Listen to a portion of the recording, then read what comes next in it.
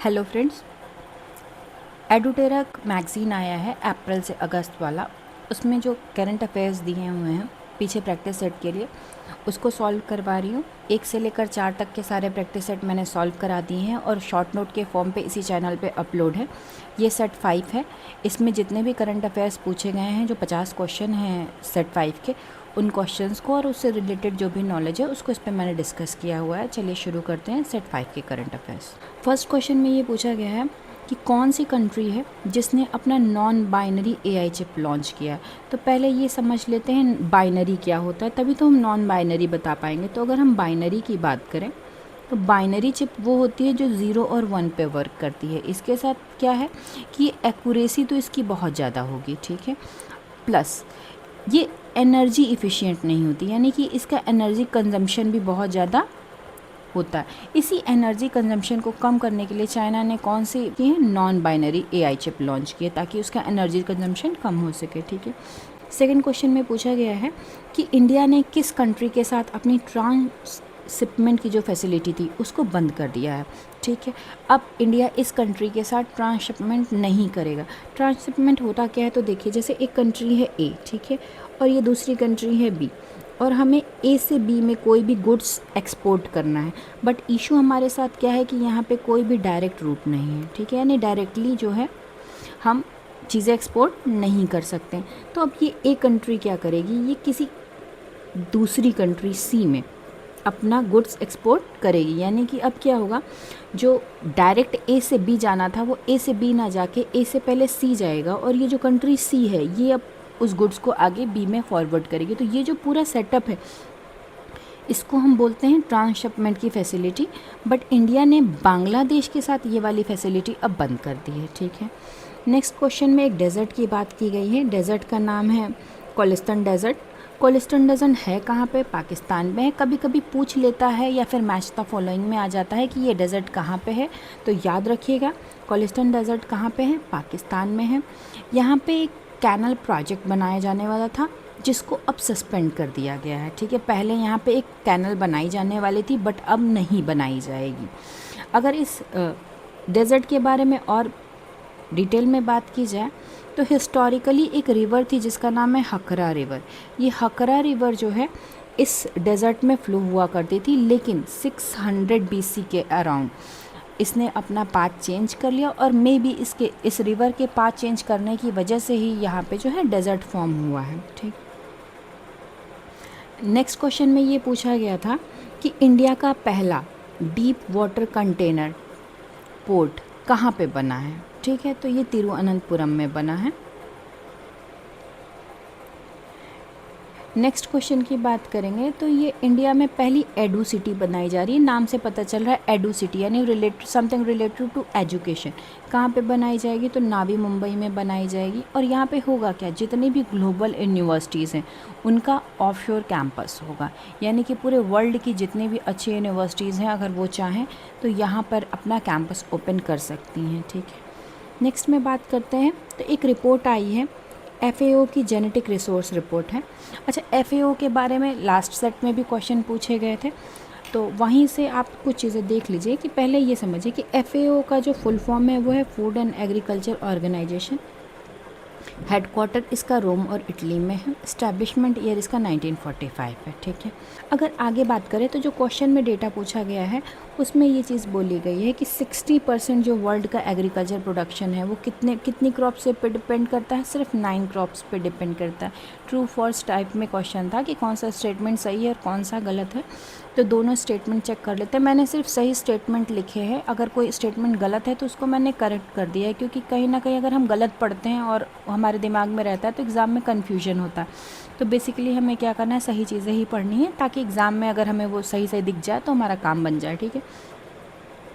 तो 60% जो वर्ल्ड का एग्रीकल्चर प्रोडक्शन है वो किस पे डिपेंड करता है, 9 क्रॉप्स पे डिपेंड करता है। दूसरा स्टेटमेंट जो लिखा था उसमें लिखा था कि 85% इंडिया का क्रॉप जो है वो एक्सटिंक्शन पे नहीं, 85 नहीं है, 50% जो क्रॉप है लोकल क्रॉप्स जो है इंडिया में वो कहाँ पे एक्सटेंशन की वर्ज पे हैं, ठीक है। नेक्स्ट में एक और ऑपरेशन है, नाम है ऑपरेशन ब्रह्मा। ठीक है। ऑपरेशन ब्रह्मा कहाँ पे हुआ है? तो म्यांमार में हुआ है। ये है क्या? तो एक रिलीफ और रेस्क्यू ऑपरेशन है, कोई मिलिट्री ऑपरेशन नहीं है, कोई टेररिस्ट के या कुछ भी नहीं है। ये नॉर्मल एक जो है ह्यूमैनिटेरियन असिस्टेंस है, रिलीफ एंड रेस्क्यू ऑपरेशन है। कहाँ पे? तो म्यांमार में अर्थक्वेक आया था, उस अर्थक्वेक से लोगों को रिलीफ देने के लिए ये ऑपरेशन चलाया गया है। ठीक है। नेक्स्ट बात करते हैं समग्र शिक्षा अभियान की। समग्र शिक्षा अभियान के लिए बात करिए तो इस साल के बजट में एलोकेशन कितना है? 45,830 करोड़ का एलोकेशन है। अच्छा, समग्र शिक्षा अभियान में कहाँ से कहाँ तक की एजुकेशन कवर होती है? तो प्री स्कूल से लेकर हायर सेकेंडरी तक की एजुकेशन कवर होती है। ठीक है। अब यहाँ पे वापस से एक पर्सनालिटी है, नाम है श्रीली बॉशविन। ये हैं क्या? तो आप याद रखिए कि एक पहली अफ्रीकन वुमेन है। और ये इम्पॉर्टेंट क्यों है? क्योंकि इन्होंने जो ये कॉमनवेल्थ है इसकी सेक्रेटरी जनरल का पोस्ट लिया है, हेल्ड किया। तो ये अफ्रीकन वुमेन है, पहली अफ्रीकन वुमेन है जो कॉमनवेल्थ की क्या बन गई हैं? सेक्रेटरी जनरल बन गई हैं। नेक्स्ट क्वेश्चन में आपसे पूछा गया था कि वर्ल्ड की लार्जेस्ट इलेक्ट्रिक पावर्ड शिप किसने बनाई है? इनकैट ने बनाई है। ठीक है। नेक्स्ट क्वेश्चन में आपसे पूछा गया है कि कौन सा ऐसा स्टेट है जिसने फुल डिजिटल लिटरेसी को एक्वायर कर लिया है? तो केरल है। इससे पहले जो बाकी के सेट है उसमें पूछा गया है क्वेश्चन कि कौन फुली लिटरेट हो गए हैं अंडर उल्लास स्कीम। ठीक है। तो उसमें आपको मैंने बताया था कि त्रिपुरा है, मिज़ोरम है और गोवा है। ठीक है। केरल में 100% डिजिटल लिटरेसी हो चुकी है। ठीक है। नेक्स्ट बात करते हैं चेनाब ब्रिज की। बहुत ही चर्चा में रहा है, क्वेश्चन भी इसी से, क्वेश्चन स्टेटमेंट फॉर्म में था। पहला जो है वो ये है कि वर्ल्ड का ये हाईएस्ट रेलवे आर्क ब्रिज है। ठीक है। दूसरी बात, इसकी लेंथ जो है वो 359 मीटर है। क्वेश्चन में दिया हुआ था इसकी लेंथ 459 मीटर, नहीं 400 नहीं है, 359 मीटर से चेनाब रिवर के ऊपर है, जम्मू कश्मीर में है। ठीक है। उधमपुर, श्रीनगर और बारामूला का जो रेलवे लिंक है उसके बीच में पड़ेगा। टोटल लेंथ की बात की जाए तो 1.3 किलोमीटर्स इसकी टोटल लेंथ है। क्वेश्चन में 2 के अप्रॉक्स दिया हुआ था, 2 किलोमीटर नहीं है, 1.3 किलोमीटर्स है। ठीक है। नेक्स्ट क्वेश्चन की अगर हम बात करें तो ये पूछा गया है कि कौन सी ऐसी सिटी है जो पूरी तरीके से किस पे चल रही है? रिन्यूएबल एनर्जी पे। अमरावती है, आंध्र प्रदेश की कैपिटल है। ये पूरी तरीके से 100% किस पे रन कर रही है? तो रिन्यूएबल एनर्जी पे रन कर रही है। ठीक है। नेक्स्ट क्वेश्चन में हमसे एक रैंकिंग दी गई थी और उस रैंकिंग के रिलेटेड कुछ क्वेश्चन पूछे गए थे कि कौन सा स्टेटमेंट सही है और कौन सा स्टेटमेंट गलत है। रैंकिंग का नाम है Time Higher Education Asia ranking. ठीक है। इसमें 2 यूनिवर्सिटी जो हैं वो टॉप पे हैं। पहली जो नाम है उसका नाम है शिंगवा यूनिवर्सिटी, ये चाइना की है, टॉप पे है। दूसरी यूनिवर्सिटी जो है पेकिंग यूनिवर्सिटी, ये भी चाइना की है, ये टॉप पे है। 38 नंबर पे Indian institute of science Bangalore ये अपीयर होता है, यानी 1 से लेकर 37 तक इंडिया की कोई यूनिवर्सिटी नहीं। जो फर्स्ट यूनिवर्सिटी इंडिया की है वो है Indian institute of science Bangalore. ठीक है। 2 और यूनिवर्सिटी का इस पे नाम है। पहली यूनिवर्सिटी अन्ना यूनिवर्सिटी, इसकी रैंकिंग है 111 और दूसरा है IIT इंदौर, इसकी रैंकिंग है 131। तो टोटल ये जो टाइम्स ग्रुप ने एक रैंकिंग निकाली है, इस रैंकिंग में इंडिया की 3 यूनिवर्सिटी हैं। 38 पे हैं हमारे Indian institute of science Bangalore, 111 पे है अन्ना यूनिवर्सिटी और 131 पे है IIT इंदौर। नेक्स्ट क्वेश्चन में ये पूछा गया था कि कौन सा जो फेस्टिवल है उसको एसमीज़ न्यू ईयर के रूप में मनाया जाता है। ठीक है। तो याद रखिए बोहाग बिहू जो है उसको हम एसमीज़ न्यू ईयर के रूप में सेलिब्रेट करते हैं। बोहाग बिहू का ही दूसरा नाम है रंगोली बिहू। अच्छा, क्वेश्चन में जो आंसर दिया हुआ है उसमें इसको गलत माना है, ये सही है, आप एक बार गूगल से दोबारा से भी चेक कर सकते हैं, बट मैंने चेक करके ही लिखा है। ठीक, देख लेते हैं। आसाम में जो है टोटल 3 बिहू होते हैं। ठीक है, 3 बिहू होते हैं आसाम में। कौन कौन से? तो पहला जो होता है उसका नाम है बोहाग बिहू, उसका दूसरा नाम जो है उसको आप बोल सकते हैं रोंगाली बिहू भी बोल सकते हैं। मिड अप्रैल में सेलिब्रेट किया जाता है, स्टार्ट ऑफ स्प्रिंग में है और ये एसमीज़ न्यू ईयर है। ठीक है।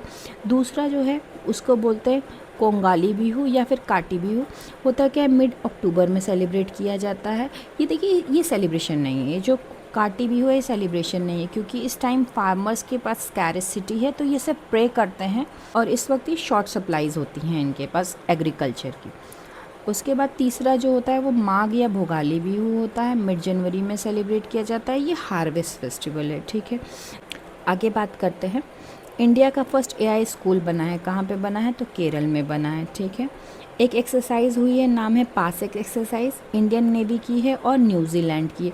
पासएक्स कहाँ पे है? इंडिया और न्यूजीलैंड। इंडिया ऐसे याद कर लीजिए कि इंडियन नेवी जो है न्यूजीलैंड को क्या करेगी? पास कर देगी। ठीक है, नेक्स्ट की बात करते हैं।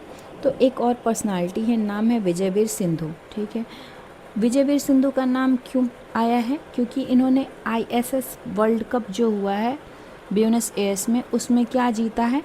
मेडल जीता है। ठीक है, ये पहले इंडियन है जिन्होंने मेडल जीता है। किस गेम में जीता है? तो 25 metre rapid fire pistol competition हुआ था। ये सारा डेटा दिया हुआ है, सिर्फ नाम पूछा था कि किसने जीता है, तो नाम याद रख लीजिएगा, विजयवीर सिंधु। नेक्स्ट क्वेश्चन में ये पूछा गया था, world press photo of the year 2025 का अवार्ड किसको दिया गया है? तो समर अबू यूफ को दिया गया है। इन्होंने एक लड़के की फ़ोटो खींची थी और उस फोटो को जो है world press photo of the year का अवार्ड दिया है। ठीक है, नेक्स्ट क्वेश्चन में ये पूछा गया था कि नेशनल यूथ अवार्ड किसको मिला है? तो आकर्ष श्रॉफ को मिला है। आकर्ष ने ऐसा क्या किया है कि इनको यूथ अवार्ड मिला है?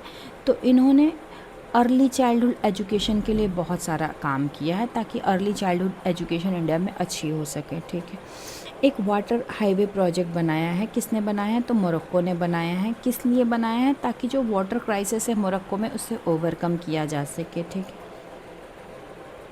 एक ह्यूमन रोबोट की हाफ मैराथन ऑर्गेनाइज़ की गई है। किस कंट्री ने ऑर्गेनाइज़ की? कहाँ पे, मतलब किस सिटी में ऑर्गेनाइज़ हुई है? तो बीजिंग में ऑर्गेनाइज़ हुई। नेक्स्ट क्वेश्चन में क्या बोला गया है कि इंडिया का पहला क्वांटम कंप्यूटिंग विलेज बनाया जा रहा है। कहाँ पे बनेगा? अमरावती में बनेगा। और कौन कौन डेवलप करेगा? तो IBM डेवलप करेंगे, L&T डेवलप करेंगे और TCS डेवलप करेंगे। इंडिया का पहला क्वांटम कंप्यूटिंग विलेज है ये। ठीक है, अमरावती में। अभी अमरावती के बारे में एक और न्यूज़ थी, वो क्या बता रहा था कि अमरावती एकमात्र ऐसी सिटी है जो 100% किस पे चल रही है? रीन्यूएबल एनर्जी पे। ठीक है, नेक्स्ट बात करते हैं। तो वापस से हमारे पास एक पर्सनालिटी है, नाम है हितेश गुलिया। इन्होंने क्या किया है? इन्होंने वर्ल्ड बॉक्सिंग कप जो ब्राज़ील में हो रहा था उसमें क्या किया है? गोल्ड मेडल जीता है। किस कैटेगरी में? तो 70 kg की कैटेगरी में। बस इतना याद रखिए कि हितेश गुलिया क्या है? Boxer. Nisar mission full form अगर पूछा जाए तो देखिए, NASA, ISRO, synthetic aperture radar. अगर आप इसके सब इनिशियल्स पढ़ेंगे तो ये हो जाता है निसार। नाम से पता चल रहा है नासा और इसरो का जॉइंट मिशन है। ये है क्या एक्चुअल में? तो ये एक अर्थ ऑब्जर्वेशन सैटेलाइट है। इसको जो है 30 जुलाई 2025 को जो है लॉन्च किया गया है। एक्चुअली क्वेश्चन जो बुक में दिया हुआ था उसमें यहाँ पे 2026 लिखा है, तो आप ये याद रखिएगा कि ये 2026 नहीं है, 2025 है। 30 जुलाई को लॉन्च किया गया है और लॉन्च हो चुका है। ये जो सैटेलाइट है इसको हम लॉन्च करेंगे GSLV F-16 से, that is Jio synchronous launch vehicle F-16। ठीक है, आगे बढ़ते हैं। फिर से एक पर्सनालिटी है, नाम है रोशनी नादर। कौन है ये? पहले ये जान लीजिए। तो ये HCL की CEO हैं, सीएम नादर की जो है बेटी हैं और 5th रिचेस्ट वुमेन है।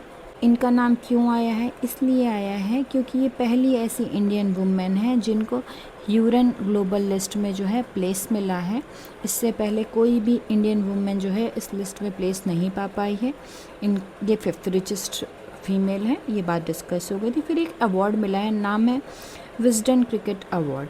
देखिए एक चीज़ समझिए, जो बुक है आपके पास एडुटेरा वाली, उसमें जितने भी क्वेश्चन में ये स्टेटमेंट बेस्ड क्वेश्चन है, ज़्यादातर स्टेटमेंट बेस्ड क्वेश्चन में ये पूछा है कि कौन सा स्टेटमेंट फॉल्स है। फॉल्स स्टेटमेंट को अगर आपने आंसर शीट से देख के फॉल्स मार्क भी कर दिया तो उससे कोई फ़ायदा नहीं होगा, आपको करेक्ट आंसर चेक करना पड़ेगा। यहाँ पे मैंने चेक करके लिख दिया है। देखिए, लीडिंग मेल क्रिकेटर का अवार्ड किसको मिला है? जसप्रीत बुमराह को मिला है। फीमेल क्रिकेटर कौन है? स्मृति मंधाना है, दोनों इंडिया से आते हैं। T20 cricketer of the year कौन है? निकोलस पूरन है। ये कहाँ के हैं? ये वेस्ट इंडीज़ के हैं, इसको याद कर लीजिएगा। T20 वाले जो हैं वो इंडिया के नहीं हैं, बाकी दोनों इंडिया से हैं, ठीक है। नेक्स्ट क्वेश्चन में बात करते हैं। तो पूछा गया है कि T shield cyber security lab कहाँ बन रही है? तो तेलंगाना में बन रही है, ठीक है। और ये एक क्वेश्चन था, इसमें सिर्फ ये पूछा गया था कि कितने टाइम के लिए एग्जाम्पशन मिला है। तो एग्जाम्पशन क्या है ये समझिए। जो इंडियन वर्कर्स हैं जो टेम्परेरी यूके में जाके काम करते हैं, ठीक है, उनको जो सोशल सिक्योरिटी के लिए कंट्रीब्यूशन देना पड़ता है उससे एग्जम्प्ट कर दिया गया, यानी कि इनको अब ये कंट्रीब्यूशन नहीं देना पड़ेगा। लेकिन कब तक? सिर्फ 3 साल के लिए। क्यों? क्योंकि इंडिया और यूके ने एक फ्री ट्रेड एग्रीमेंट किया है और इस ट्रेड एग्रीमेंट के तहत जो 3 साल तक हैं जो इंडियन वर्कर्स हैं यूके में काम कर रहे हैं टेम्परेरी बेसिस पे, उनको सोशल सिक्योरिटी का कोई भी कंट्रीब्यूशन देने की ज़रूरत नहीं है, ठीक है। नेक्स्ट क्वेश्चन में ये पूछा गया था कि हीट वेव और सनस्ट्रोक, इन दोनों को कौन सा ऐसा स्टेट है जिसने ऑफिशियली ये डिक्लेयर कर दिया है कि ये एक डिज़ास्टर है? तो तमिलनाडु ने ये डिक्लेयर कर दिया है कि जो हीट वेव है और सनस्ट्रोक है ये इनके लिए क्या है? स्टेट स्पेसिफिक डिज़ास्टर है। नेक्स्ट में बात करते हैं तो वापस से हेनले वेल्थ रिपोर्ट की बात करें। ये लास्ट वाले सेट में भी क्वेश्चन था कि मोस्ट एक्सपेंसिव सिटी कौन सी है? तो मोनाको है। मैंने कहा था मोनाको बिस्किट से याद कर लीजिएगा। एक और पर्सनालिटी है, नाम है पायल कपाड़िया। पायल कपाड़िया को क्या है? फ्रेंच गवर्नमेंट ने अवार्ड दिया है। किस चीज़ का अवार्ड दिया है? Officer of the order of arts and later का अवार्ड मिला। तो क्वेश्चन में ये पूछा था कि ये अवार्ड किसको मिला है? नाम याद कर लीजिए, पायल कपाड़िया को मिला है, ठीक है। वापस से एक क्वेश्चन है ऑरेंज कैप से रिलेटेड। IPL 2025 में ऑरेंज कैप मिला है, किसको मिला है? साईं सुदर्शन को मिला है। ऑरेंज कैप किस लिए मिलता है? जो सबसे ज़्यादा रन स्कोर करते हैं, ठीक है, जिसने सबसे ज़्यादा मोस्ट रन स्कोर किए हैं उसको क्या मिलेगा? ऑरेंज कैप मिलेगा। और जिसने सबसे ज़्यादा विकेट लिए हैं उसको क्या मिलेगा? उसको पर्पल कैप मिलती है, ठीक है। नेक्स्ट की बात करते हैं तो एक स्टेट है, इसने क्या किया है? ड्रग स्मगलर्स जो होते हैं उनके लिए ये बोल दिया है कि इनको डेथ पेनल्टी ही दी जाएगी। कौन सा स्टेट है ये? हिमाचल प्रदेश है, ठीक है। नेक्स्ट क्वेश्चन में आपसे पूछा गया है, एक साइंटिफिक कोल माइनिंग ब्लॉक बनाया गया है, नाम है सरेंगखाम ए। कहाँ पे? मेघालय में, ठीक है। पहला स्टेट जिसने सीनियर सिटीजन कमीशन इस्टेब्लिश किया है, केरल। अगर हम बात करें तो वर्ल्ड मिलिट्री एक्सपेंडिचर की फिर से रिपोर्ट आई है, किसने पब्लिश किया है? तो सिप्री ने पब्लिश किया है। फुल फॉर्म अगर आप देखें तो Stockholm International Peace Research Institute है, ठीक है। इसने ये बताया है कि इंडिया जो है वो 5th लार्जेस्ट जो है मिलिट्री एक्सपेंडर है, यानी मिलिट्री पे खर्च करने वाले देशों में इंडिया जो है 5वें नंबर पे आता है। सबसे ज़्यादा कौन खर्च करता है? तो US खर्च करता है। सेकंड नंबर पे चाइना, थर्ड नंबर पे हमारे पास रशिया है, फोर्थ नंबर पे जर्मनी है और 5th नंबर पे इंडिया है, ठीक है। ये क्वेश्चन इम्पॉर्टेंट है प्री के पॉइंट ऑफ व्यू से भी और मेंस के पॉइंट ऑफ व्यू से। स्मॉल मॉड्यूलर रिएक्टर्स, ठीक है, ये क्या होते हैं? तो पहले ये समझिए कि ये जो स्मॉल मॉड्यूलर रिएक्टर्स हैं, ठीक है, ये कॉम्पैक्ट फैक्ट्रीबल ट्रांसपोर्टेबल जो हैं ये न्यूक्लियर रिएक्टर ही, लेकिन ये साइज़ में छोटे होते हैं और इनको एक प्लेस से दूसरी प्लेस तक हम इजीली ट्रांसपोर्ट कर सकते हैं, ठीक है। इसके लिए इस बार वाले बजट में कितने रुपए दिए गए? तो 20,000 करोड़ का आउटले था। स्टेटमेंट बेस्ड क्वेश्चन था, इसमें जो स्टेटमेंट दिए थे गलत स्टेटमेंट थे, सही स्टेटमेंट यहाँ मैंने लिखे हैं, तो सही स्टेटमेंट पे ध्यान दीजिए। एटलीस्ट हमें 5 जो है SMRs डेवलप करने हैं, कब तक? 2033 तक। बुक में जो क्वेश्चन दिया है उसमें 2030 लिखा है, तो उसको करेक्ट या तो उसको वहीं पे काट के करेक्ट कर लीजिए, अदरवाइज़ अगर आपको ये PDF चाहिए तो मुझे आप कमेंट सेक्शन में बताइएगा, ये मैं PDF आपके साथ शेयर कर दूँगी, ठीक है। तो चूँकि बजट की बात हो रही है इसलिए इस डेटा को भी इंक्लूड कर लेते हैं कि इंडिया ने बोला है कि 2047 तक हम अपनी न्यूक्लियर पावर की कैपेसिटी कितनी कर लेंगे? 100 गीगावाट तक कर लेंगे, ठीक है। और ये जो हमारा रिएक्टर है, कौन सा? ये स्मॉल मॉड्यूलर रिएक्टर, इसकी कैपेसिटी कितनी होती है? मैक्सिमम 300 मेगावाट होती है। जो आपके पास एडुटेरा में स्टेटमेंट दिया है इसमें इस कैपेसिटी को ही गलत करके 500 मेगावाट लिखा हुआ है। दोनों स्टेटमेंट गलत दिए हुए हैं। फर्स्ट स्टेटमेंट में 300 को 500 लिखा है और सेकंड स्टेटमेंट में जो है 20 2030 लिखा हुआ है, जबकि 2033 होना चाहिए, ठीक है। नेक्स्ट क्वेश्चन देखते हैं। इसमें हम बात करते हैं ह्यूमन जीनोम प्रोजेक्ट की। किसका है? यूएस का प्रोजेक्ट है, ठीक है। एडिटिव मैन्युफैक्चरिंग का यूज़ करके पहला रेलवे स्टेशन बनाया है किसने? जापान ने बनाया है। बेसिकली एडिटिव मैन्युफैक्चरिंग है क्या? वही 3D मैन्युफैक्चरिंग जो आपने सुनी है वही है, ठीक है। वापस से नाम है वैभव सूर्यवंशी, क्रिकेटर है। आईपीएल में सबसे कम एज में डेब्यू करने वाले क्रिकेटर हैं। कितने साल की उम्र में इन्होंने डेब्यू कर लिया है? 14 साल के हैं और इनका आईपीएल डेब्यू हो चुका है, ठीक है।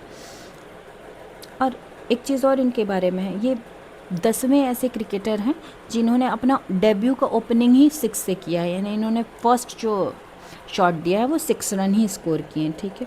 नेक्स्ट की बात करते हैं तो medium range surface to air missile के बारे में 2 स्टेटमेंट दिए हुए थे और पूछा था कौन सा स्टेटमेंट सही है और कौन सा गलत है। दोनों स्टेटमेंट सही थे।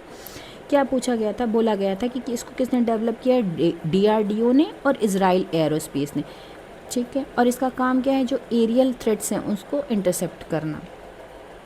नेक्स्ट क्वेश्चन में पूछा गया था कि एशिया का पहला vertical lift railway bridge Pamban bridge है, किस स्टेट में पड़ेगा? तमिलनाडु में। इसकी लेंथ कितनी है? तो 2.08 किलोमीटर है ये। वर्टिकल लिफ्ट का मतलब ये होता है कि जैसे अगर ये मान लीजिए ब्रिज है, ठीक है, तो जब ओपन हो कोई शिप जाएगी तो ये ऐसे ओपन हो जाएगा, ठीक है। नेक्स्ट बात करते हैं, ये पुराना प्रोग्राम है वाइब्रेंट विलेज प्रोग्राम। वैसे तो ये जो फाइनेंशियल ईयर 2020 टू 2023 में अनाउंस हुआ था और 2023 में स्टार्ट किया गया था। इसकी नोडल मिनिस्ट्री जो है वो मिनिस्ट्री ऑफ होम अफेयर्स है। इनिशियली जब ये स्टार्ट हुआ था तो ये सेंट्रली स्पॉन्सर्ड था। सेंट्रली स्पॉन्सर्ड में क्या होता है, कुछ पैसा जो है वो सेंटर देती है और कुछ पैसा स्टेट देगी, ठीक है। इसका एम क्या था?